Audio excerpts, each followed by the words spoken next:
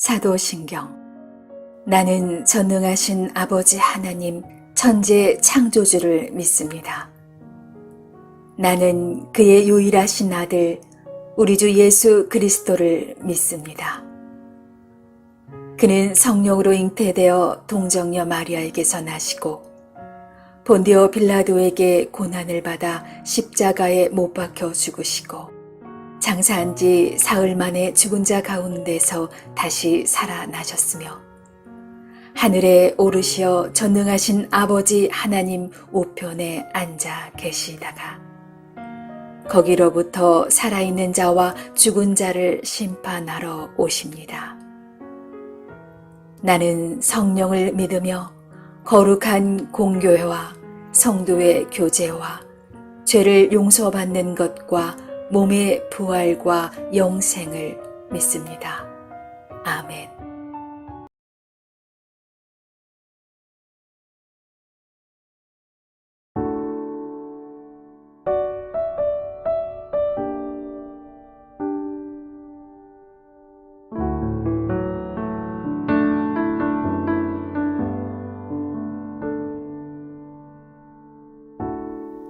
세상을 구원하기 위해 흘려야 할 피가 필요하다면 죄인을 대신하기 위해 희생의 제물 필요하시다면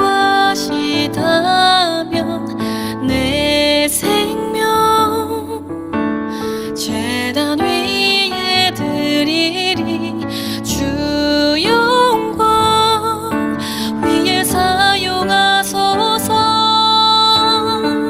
생명이 또 다른 생명 낳고 주님 볼 수 있다면 나의 삶과 죽음도 아낌없이 드리리. 죽어야 다시 사는 주의 말씀 믿으며 하나를 미랄되어 썩어지리니 예수님처럼 살아가게 하소서.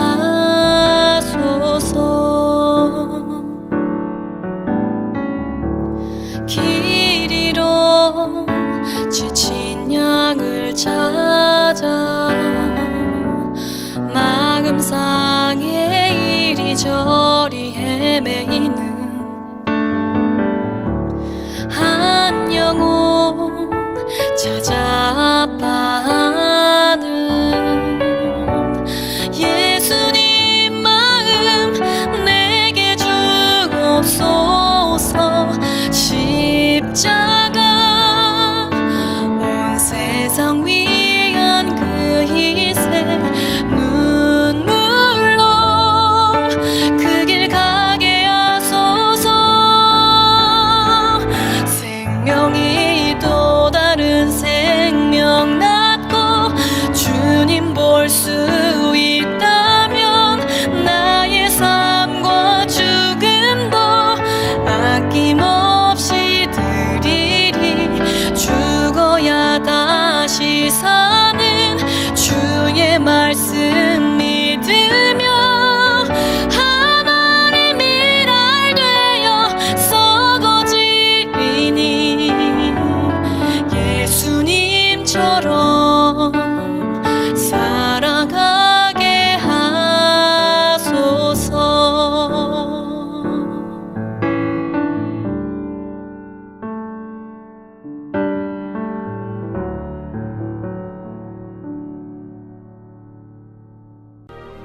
옛사람에게 말한 바 살인하지 말라.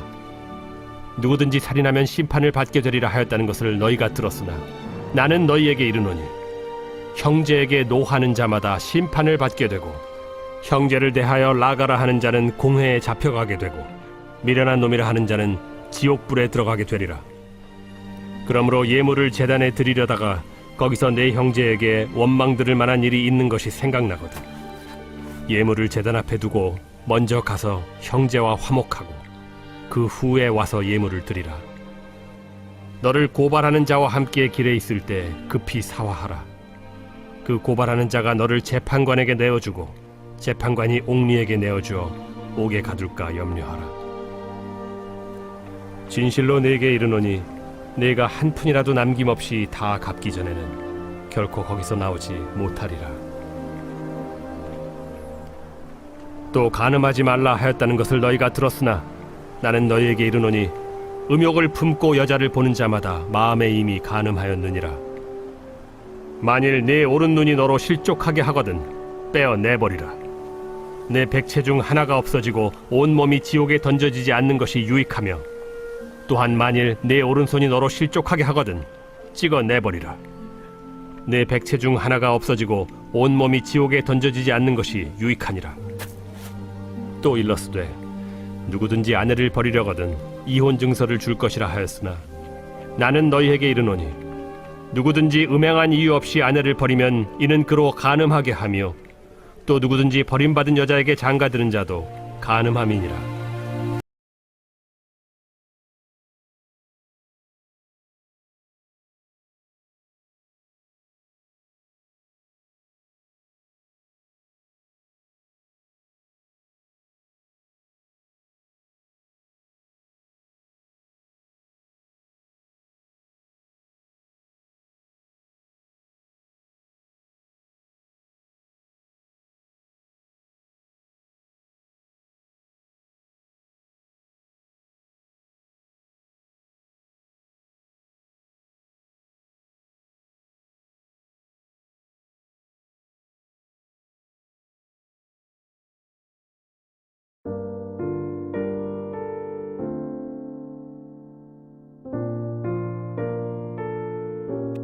샬롬. 한 주간을 마무리하는 토요일, 오늘 하루 우리의 삶이 하나님의 말씀에 전심으로 마음을 다해 청종할 수 있는 복된 하루 될 수 있기를 원합니다.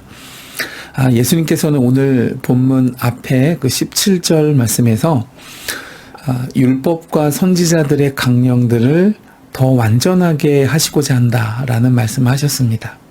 그것에 대한 적용으로 오늘 본문에서는 몇 가지 계명과 관련된 주제들을 새롭게 해석해 주셨습니다. 여기서 예수님이 말씀하신 의도는 우리에게 있어 정말 중요한 것은 율법에 대한 태도라는 것을 알게 해줍니다. 특별히 오늘 말씀 20절을 보면 너희 의가 서기관이나 바리새인보다 더 나아야 한다라는 말씀을 주셨는데 이 말은 결국 외식으로 율법을 수행하는 대표적 집단이라고 할 수 있죠. 이 서기관들과 바리새인들을 예로 들어서 더 나은 의로, 즉 율법의 정신을 온전하게 하는 참된 순종이란 무엇인가 우리에게 말씀해 주시고 있습니다. 21절에서 예수님은 살인에 대해서 말씀하셨는데 출애굽기 20장 13절에 따르면 그 살인하지 말라라는 이 6계명은 기본적으로는 고의적인 살인을 말하는 것입니다. 그러나 예수님께서는 사람의 마음속까지 추적하셔서 이 계명을 적용해 주셨습니다. 마음속 증오로부터 시작해서 살인까지 이어지므로 은밀히 보시는 하나님은 내면의 본질적인 원인까지도 하나님의 다스림과 통치 아래 두어야 한다라는 것을 말씀해 주신 것입니다. 여러분, 그 증오심만을 가지고는 오늘날 법정에서 책임을 지진 않죠. 단지 증오심을 품었다라는 것만으로 세상 법정에서 죄를 물을 수는 없습니다. 그러나 천국 백성들 간에는 다르다는 것을 보여주고 있는 것이죠. 분노는 하나님의 심판의 대상이 된다라는 사실을 분명히 말씀해 주십니다. 그러므로 우리가 타인을 향한 분노보다 화평과 평화의 사람 되실 수 있기를 주님의 이름으로 축복해 드립니다. 22절을 보면 라가라고 하는 표현이 나옵니다. 이 말은 아람어인데 그 쓸모없다, 얼간이 등등 상대를 비하하고 저주하는 그런 말입니다. 또 22절 그 마지막에 보면 지옥으로 번역된 단어, 이 말은 게헨나라고 하는 헬라어 명사인데 원래 이 말은 예루살렘 외곽에 있었던 그 흰놈 골짜기라는 곳에 그 쓰레기 구덩이로부터 유래된 말입니다. 그래서 이 말을 자연스럽게 의역해 보면 결국은 형제와 자매를 저주하고 비하하는 말들은 이런 쓰레기장에나 어울릴 법한 말이라는 것이죠. 그래서 우리가 하루하루 살아갈 때 만나는 모든 사람에게 세워주고 일으켜주고 또 힘을 주고 격려해주는 말과 언어를 사용하실 수 있기를 주님의 이름으로 축복해 드립니다. 24절 이하에는 그러니까 우리의 마음의 내용이 얼마나 중요한가 말씀해 주셨습니다. 예수님께서는 우리 속에 분노로 가득 차 있다면 하나님이 그 사람의 예배를 기뻐하시지 않는다라고 말씀해 주셨습니다. 기본적으로 우리는 예수 그리스도로 말미암아 죄로 끊어졌던 하나님과의 관계가 회복되었습니다. 원수되었던 하나님과 화평케 되었습니다. 마찬가지로 하나님이 받으실 만한 예배는 천국 백성들 간의 평화와 화평의 관계 회복을 포함하고 있습니다. 왜냐하면 타인과의 화해는 곧 하나님과의 화해로부터 흘러나오는 것이기 때문이죠. 그래서 25절 이하의 말씀은 분노를 품고 화평하지 않는 우리가 분명하게 심판의 도상 위에 올라 있다라는 것을 밝히고 있습니다. 그러므로 여러분 원수와도 화평하기를 원하시는 하나님의 평화가 오늘 우리 삶에 실현될 수 있기를 원합니다. 계속해서 27절 이하에는 제7계명인 간음의 문제를 말씀해 주셨는데 이건 역시 단순히 정죄받는 행위 자체보다는 이 율법을 대하는 태도에 있습니다.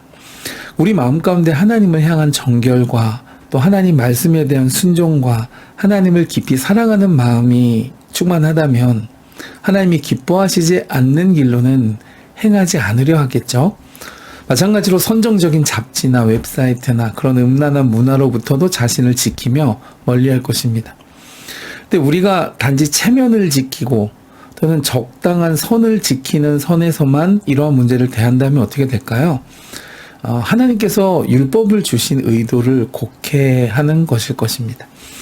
예컨대 위대한 초대교부 오리겐이라는 분은 도저히 거부할 수 없는 그 음욕에 대한 충동 때문에 스스로 거세를 했던 사람이었습니다. 그러나 여러분 이런 행위는 예수님의 말씀하신 오늘 본문의 진정한 의미라고는 보기 어려울 것 같습니다.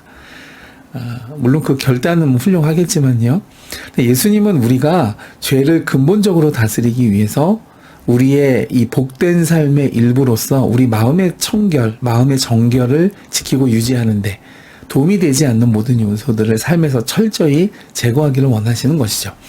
마치 사랑하는 나의 가족에게 정결을 지키는 것과 마찬가지로 하나님께서는 우리 마음의 정결을 지키기를 원하시는 것입니다.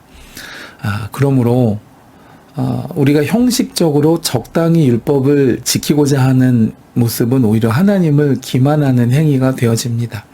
하나님께 온전히 헌신하는 삶을 위한 발판, 그리고 그 길을 따라가는 연석, 이것은 우리가 하나님께 대하여 진심으로 또 전심으로 그 몸과 마음을 다해 전심으로 행하는 마음과 태도일 것입니다.